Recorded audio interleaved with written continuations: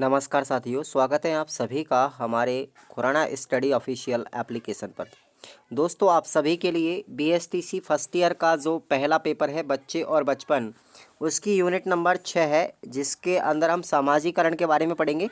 और सामाजिकरण से संबंधित जो यूनिट है, इसमें आपके कौन कौन से प्रश्न आपके इम्पोर्टेंट रहेंगे, उनके बारे में हम आज चर्चा करेंगे। तो इस वीडियो को आप लोग पूरा लास्ट तक देखिएगा और इससे बनने वाले इंपॉर्टेंट क्वेश्चंस कौन कौन से रहेंगे, उन सब पर आप लोग निशान लगाइएगा या फिर आप लोग उनको याद करिए। और इस वीडियो को लास्ट तक आप लोग देखना है।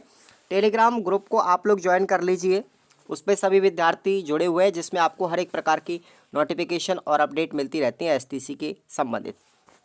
तो सबसे पहले पहला क्वेश्चन आप लोग देखेंगे यहाँ पर कि सामाजिकरण का अर्थ क्या है। तो सामाजिकरण का अर्थ होता है बालक नए समाज की संरचना करता है, बालक अपनी सामाजिक परंपराओं और रूढ़ियों के अनुसार व्यवहार करना भी सीखता है, बालक समाज का एकीकरण करने का प्रयास करता है।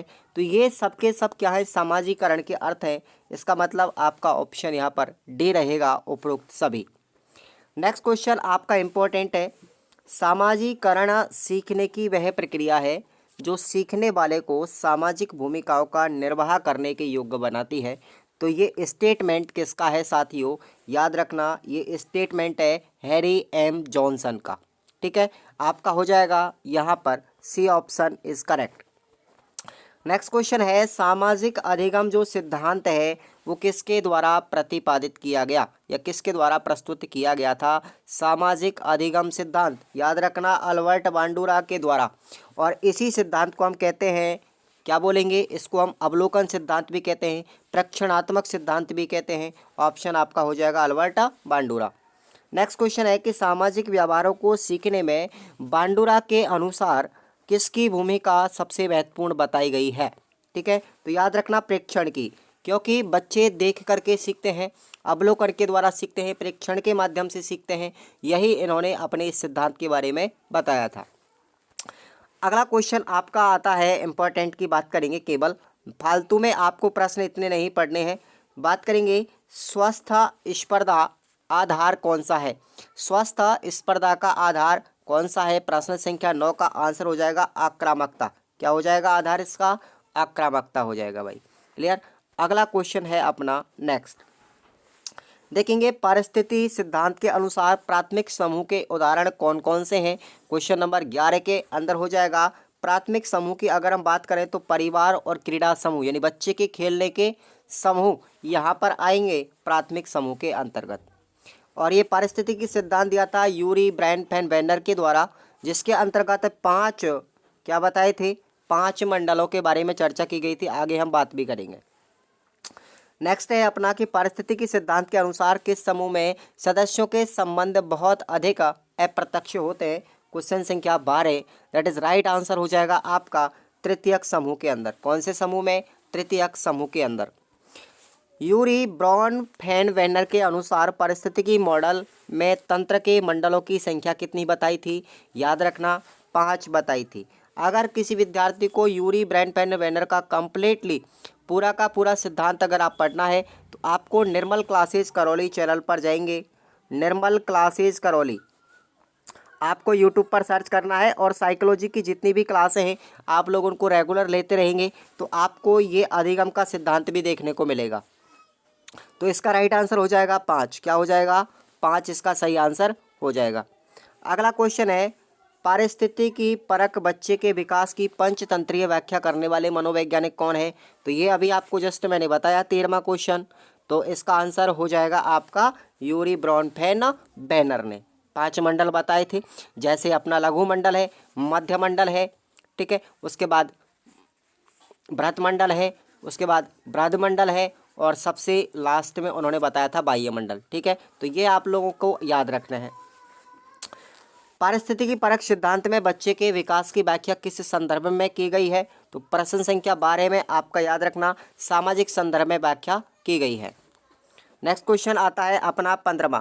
अब देखिएगा यहाँ पर हम प्रत्येक मंडल की बात करेंगे, प्रत्येक मंडल की यहाँ पर बात करेंगे।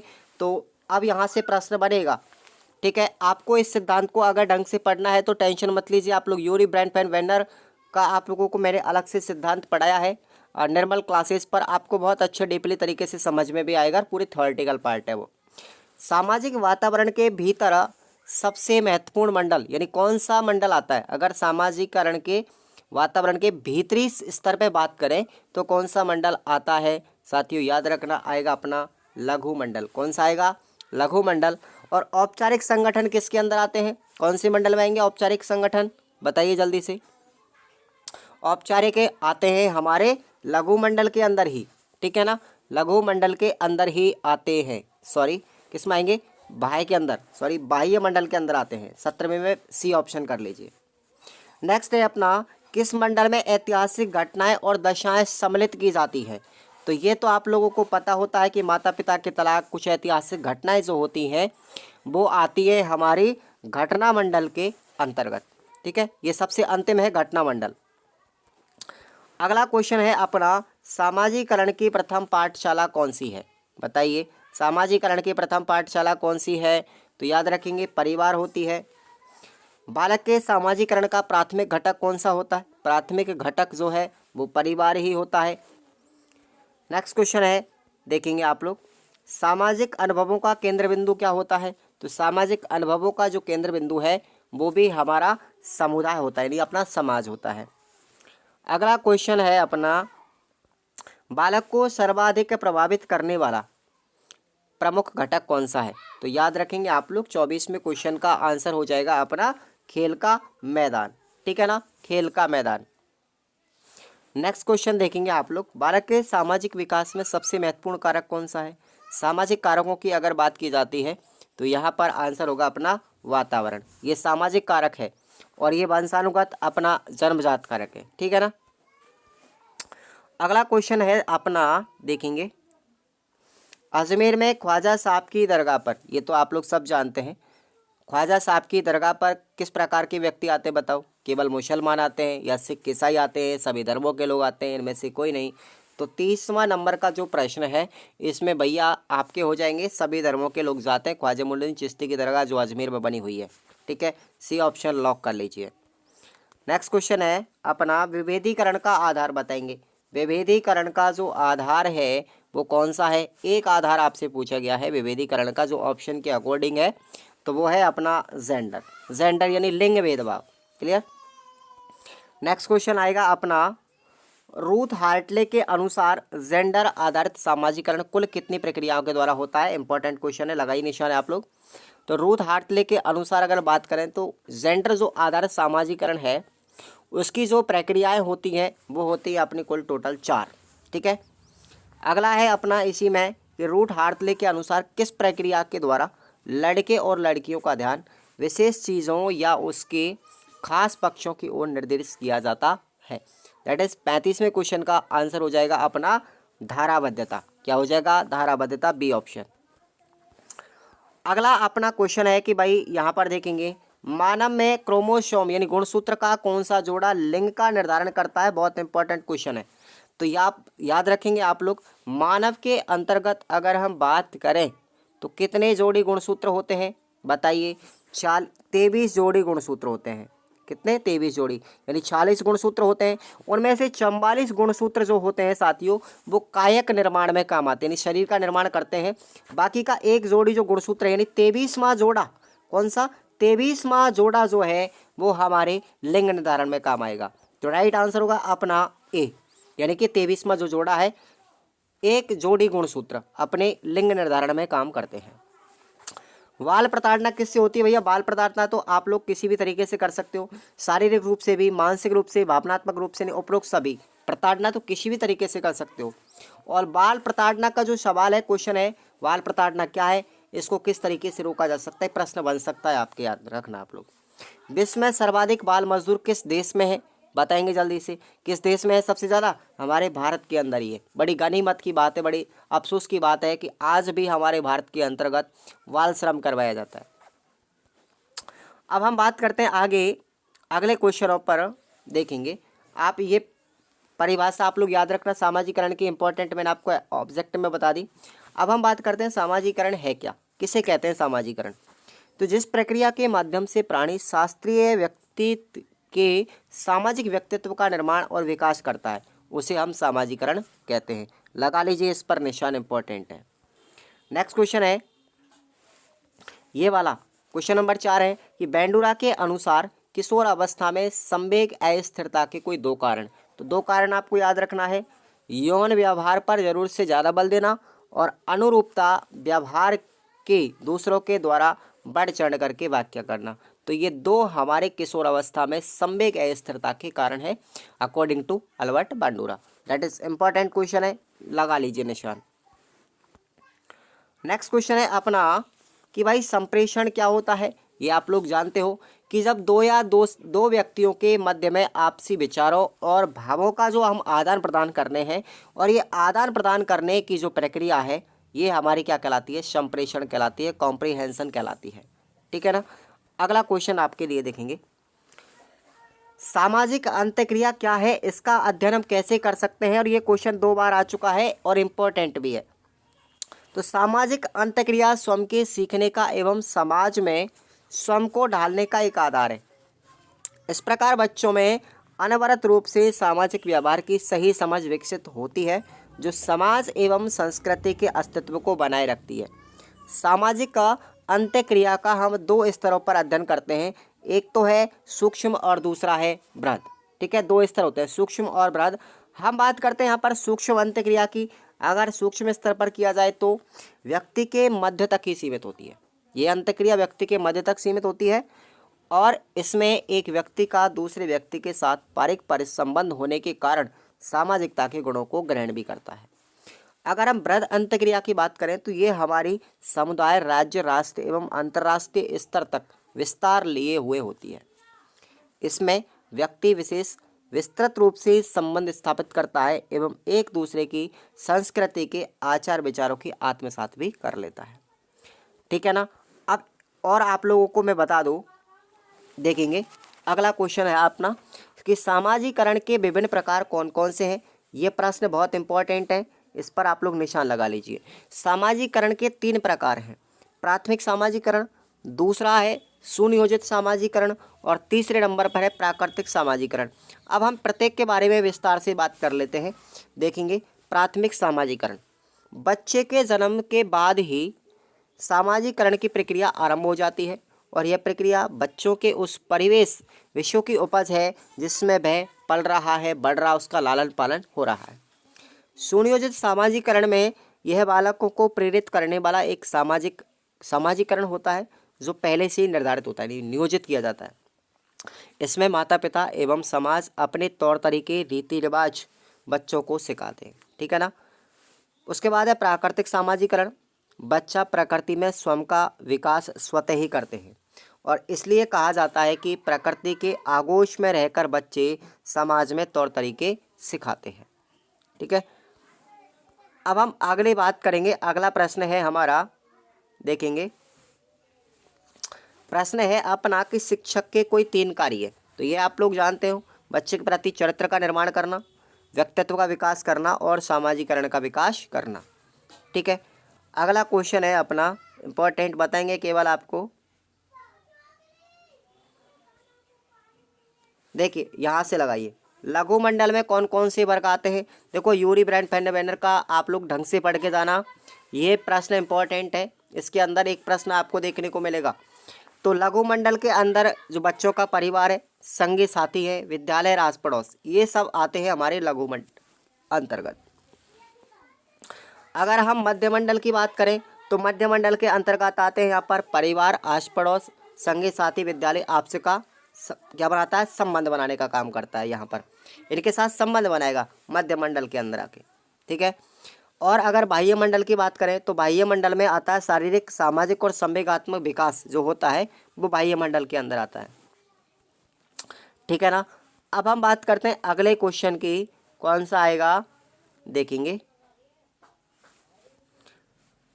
अनाथालय से क्या तात्पर्य। अनाथालय होते क्या हैं, आप लोग जानते हो, ऐसे बच्चे जिनके माता पिता गुजर चुके होते हैं, जिनका निधन हो चुका होता है, तो उनको पालने वाला कोई नहीं होता, वो लावारिस बच्चे होते हैं। ठीक है। तो उनके रखरखाव के लिए, उनकी देखभाल करने के लिए ये अनाथालय खोले जाते हैं। ठीक है ना। नेक्स्ट क्वेश्चन है अपना, देखेंगे। हाँ, अब आइए, बालक का सामाजिकरण करने में परिवार का एक योगदान आपको लिखना है। तो देखेंगे आप लोग कि परिवार का योगदान बालक के सामाजिकरण स्तर को बढ़ाने में किस प्रकार से महत्वपूर्ण उपयोगी है। बालक के सामाजिकरण का सबसे प्रमुख और सबसे महत्वपूर्ण कारक परिवार ही होता है। और ये किम्बल यंग की एक परिभाषा है कि समाज के अंदर सामाजिकरण के विभिन्न साधनों में परिवार सबसे महत्वपूर्ण अधिक उपयोगी है। बालक का जन्म परिवार में होता है, पर वहीं पर उसका विकास भी होता है। परिवार में ही वह खाना पीना, उठना बैठना, चलना फिरना, वस्त्र पहनना, पूजा पाठ आदि जैसे कार्य भी सीखता है। और परिवार में ही वह समाज के नियमों का प्रारंभिक एवं व्यावहारिक ज्ञान भी प्राप्त करता है। परिवार में ही वह प्रेम, सहयोगी, सहकारिता, सहानुभूति, दया, क्षमा, त्याग, सद्भाव जैसे गुणों का विकास भी उसका परिवार के अंदर ही होता है। अतः परिवार सामाजिकरण का सबसे अधिक स्थायी साधन है। माता पिता, भाई बहन, दादा दादी, चाचा चाची, ताऊ ताई आदि परिवार के सभी सदस्य बालकों के सामाजिकरण में सक्रिय रहते हैं। और परिवार के सदस्य ही बालक को अच्छा बुरा, उचित अनुचित, सही गलत, न्याय संगत, अन्याय संगत ये सब गुणों का विकास भी करते हैं, आदि का ज्ञान भी कराते हैं। परिवार के सहयोगी और भावात्मक वातावरण का बालक के सामाजिकरण पर अनुकूल प्रभाव पड़ता है। और आपराधिक, विकृत और विघटित परिवारों का बालक के सामाजिकरण पर बुरा प्रभाव भी पड़ता है।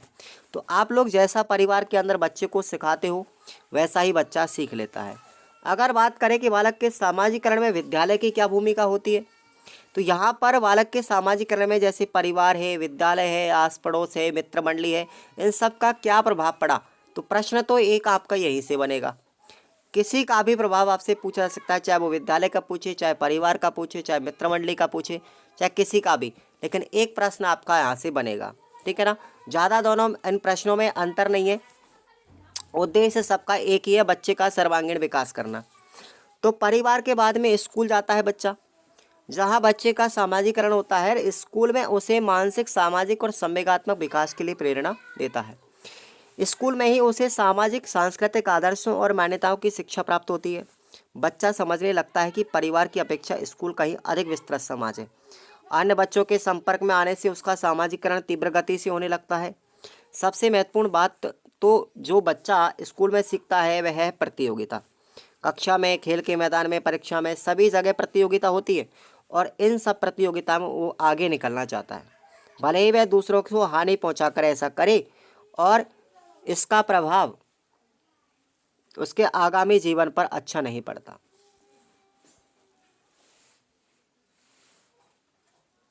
ठीक है ना। तो ये प्रश्न आप लोग याद रखना। और तीसरा प्रश्न यह कि समुदाय और मित्र मंडली एवं पड़ोसियों का बालक के सामाजिकरण पर क्या प्रभाव पड़ता है। तो ये 3 प्रश्न हैं आपके, इनमें से आपको एक प्रश्न एग्जाम में देखने को मिल जाएगा, मेरी गारंटी। आप लोग लिख लीजिए, नोट कर लें इसको। ठीक है ना। अब हम बात करते हैं अगला, ये सामाजिकरण में मीडिया की भूमिका भी आपसे पूछी जा सकती है। तो थोड़ा सा आपको ध्यान रखना है कि भाई पढ़ने का तरीका मैं आपको बता दूं कि बच्चा हमारे जैविक प्राणी होने की वजह से समाज में भी रहता है, और समाज में विभिन्न प्रकार की सामाजिक संस्थाओं के संपर्क में आता है। सामाजिक संस्थाओं के संपर्क में आने से वो विभिन्न प्रकार के सोशल मीडिया जैसी चीज़ों पर भी अपनी भूमिका निभाता है।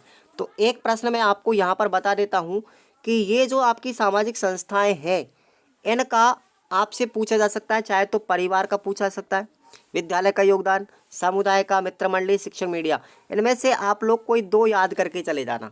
ठीक है ना। आपसे कोई 2 पूछा जा सकता है, ये आपको 4-5 दे दिए जाएंगे। तो पूछेगा आपसे कि इन सामाजिकरण में बच्चे की किन्हीं 2 पर महत्वपूर्ण योगदान लिखिए, तो आपको याद करके जाना है। ठीक है ना भाई। तो ये मीडिया की भूमिका हो गई। मैंने आपको नोट्सों में इस तरीके से आपको पढ़ाया कि आपको इतनी दिक्कत नहीं आएगी। अब हम बात करते हैं सामाजिकरण की व्यक्तित्व के विकास में क्या भूमिका है। तो ये भी अपना ठीक नहीं है प्रश्न अभी, इसको देखिए आप लोग। बच्चे नशाखोरी और हिंसा के शिकार क्यों हो जाते हैं, क्यों उनमें ये प्रवृत्ति जागृत हो जाती है। तो बच्चे बड़ों से ज़्यादा संवेदनशील होते हैं, ये भेदभाव से परे सभी के प्रति स्नेह भी रखते हैं।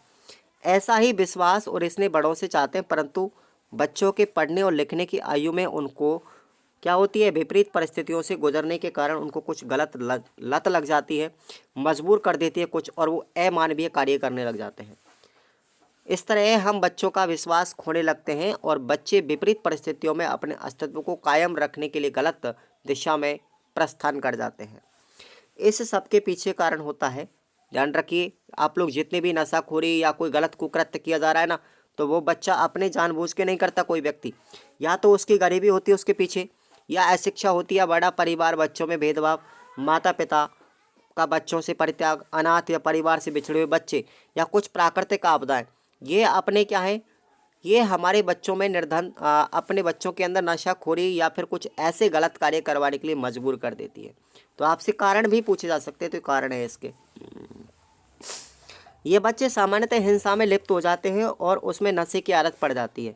बाल प्रताड़ना से उनमें घृणा, भय और उग्रता आ जाती है। पारिवारिक मनमुटाव जैसे माता पिता का झगड़ा, शराब पी करके मारना पीटना आदि बातों से भी बच्चे पर गलत प्रभाव पड़ता है। अब हम बात करते हैं हिंसा या नशाखोरी की। तो देखेंगे आप लोग, हिंसा बच्चे क्यों करते हैं। बच्चा अपनी स्वतंत्र अभिव्यक्ति करना चाहता है और स्वतंत्र सोच रखते हुए निर्णय लेना चाहता है, तत्पश्चात एक जिम्मेदार नागरिक बनना चाहता है। परंतु विपरीत परिस्थितियों में बच्चे की उचित देखभाल, उचित संरक्षण नहीं होने से या फिर माता पिता या आस पड़ोस के द्वारा उपेक्षित हो जाने से बच्चा उग्रवादी बन जाता है और उसमें बदले की भावना जागृत हो जाती है और वह हिंसा की ओर प्रवृत्त हो जाता है। बात करें हम नशे की, तो नशाखोरी भी बच्चों के अंदर बुरी चीज़ है। बच्चा घर परिवार आस पड़ोस में जो भी देखता है उसकी नकल करने का प्रयास करता है। आजकल बदलते परिवेश में माता पिता अति व्यस्त रहते हैं और उनके पास अपने बच्चों के लिए समय नहीं होता। वे उन पर ध्यान नहीं देते, बच्चों से बात भी नहीं करते। बच्चे उनसे अपनी बातों को साझा करना तो चाहते हैं, परंतु वो बच्चों से झिड़क जाते हैं। इसका मतलब वो बच्चों को ललकार देते हैं। तो ऐसी स्थिति के अंतर्गत बच्चा निराश हो जाता है और ऐसा होने के बाद बच्चा उस ओर चला जाता है जहाँ उसे सहानुभूति मिलती है, जहाँ उसकी बात सुनी जाती है, चाहे उसके साथी हो, उचित आदत वाले हो या गलत आदत वाले। वह लाड प्यार के अभाव में उस अनियमित गलत काम कर बैठता है और जो नशाखोरी का शिकार भी हो जाता है। तो कहने का मतलब ये हुआ कि बच्चों के परिवार के अंदर अगर माता पिता का व्यवहार गलत है, बच्चों को अच्छी शिक्षा नहीं मिल पाती है, माता पिता का अशिक्षा होना, तो ये सब जो कारक है ना, बच्चे को उग्रवादी बनाने की ओर प्रेरित कर देते हैं। बात करते हैं हम बाल प्रताड़ना के ऊपर। तो बाल प्रताड़ना से प्रश्न आपका इम्पोर्टेंट है, ये इसको याद करके जाना है, ठीक है भाई। तो बाल प्रताड़ना की हम बात करते हैं यहाँ पर। अब आपको प्रश्न बताया जा रहा है कि विशेष आवश्यकता वाले जो बच्चे हैं, थोड़ा सा एक बार मैं देख लेता हूँ यहाँ पर। देखिए, विशेष बच्चों पर विपरीत परिस्थितियों का क्या क्या प्रभाव पड़ता है, प्रश्न ये वाला इंपॉर्टेंट है, इसको लगाइए आप लोग। तो विपरीत परिस्थितियों का प्रभाव मैंने आपको अभी बताया था जस्ट, कि बच्चों पर विपरीत परिस्थितियों का किसी भी स्थिति में अनुकूल प्रभाव नहीं पड़ता। वे अपने आप को एकाकीहीन भावना से ग्रस्त, उग्र या अंतर्मुखी अथवा बाहरमुखी, संवेदनशील या कुसमायोजित समझने लगते हैं। एक शिक्षक होने के नाते हमारी का अहम भूमिका हो जाती है, क्योंकि हम यदि परिवार बच्चे की पहली पाठशाला है तो विद्यालय उसका दूसरा महत्वपूर्ण चरण होता है, जहाँ उसके भविष्य की नींव डाली जाती है। अपने आसपास के परिवेश में, स्थानीय परिवेश में, सामाजिक और समुदाय में रहने वाले बच्चों को हमको जानना चाहिए। उनकी आदतें, व्यवहार और अन्य बातों का ध्यान रखना चाहिए। विद्यालय में एक अच्छा वातावरण बन सके तथा बच्चों के द्वारा अनुभूत विपरीत परिस्थिति में उभरने में मदद कर सके। तो ये प्रश्न आपको याद करके जाना है, ठीक है ना। अब हम एक प्रश्न आपको यहाँ पर नहीं बता पाएंगे, तो अब आपको बात करते हैं हम इम्पॉर्टेंट क्वेश्चन जो अपने निबंधात्मक हैं। निबंधात्मक प्रश्न कौन कौन से आएंगे, देखिए। तो मैं आप लोगों के लिए ऐप जो है हमारा, उस ऐप पर मैंने जितने भी निबंधात्मक प्रश्न है इम्पॉर्टेंट उनके उत्तर सहित मैंने आपको ऐप पर करवा दिया है वीडियो, और उसकी PDF भी आपको डाली है हाथों से लिख करके। आप उनको जा कर के पढ़िए निबंधात्मक प्रश्नों के लिए, वहाँ से अपने अच्छे नंबर आएंगे। और छोटे छोटे प्रश्न भी मैंने बहुत सारे, एक मॉडल पेपर की जो अहमियत होती है आप लोग समझने की कोशिश कीजिए कि मॉडल पेपर जो है हमारा वो कम्प्लीटली आपको उस डायरेक्शन में लेके जाएगा कि आपके नंबर भी अच्छे आए। तो इस ऐप को आप लोग डाउनलोड करें और उस कोर्स को आप लोग परचेज़ करें ताकि आपकी अच्छी परसेंटेज बन सके। मैंने 85+ तक बच्चों को परसेंटेज दिलाने का काम किया है। आप लोगों की मेहनत रही होगी, लेकिन मार्गदर्शन भले ही मेरा, लेकिन मेहनत आपकी हुई है। ठीक है, तो उन बच्चों को मैं सबसे पहले बहुत बहुत धन्यवाद देना चाहूँगा कि उन लोगों ने अच्छा स्कोर भी किया है। और मैं उम्मीद करता हूँ कि आप लोग भी उन बच्चों को फॉलो करें और अपने स्कोर को बढ़ाएं। ठीक है ना। तो आप सभी लोग ऐप को डाउनलोड कर लीजिए। धन्यवाद। और क्लासों को रेगुलर यूट्यूब पर भी लेते रहिए और एप्लीकेशन पे भी लेते रहिए। धन्यवाद।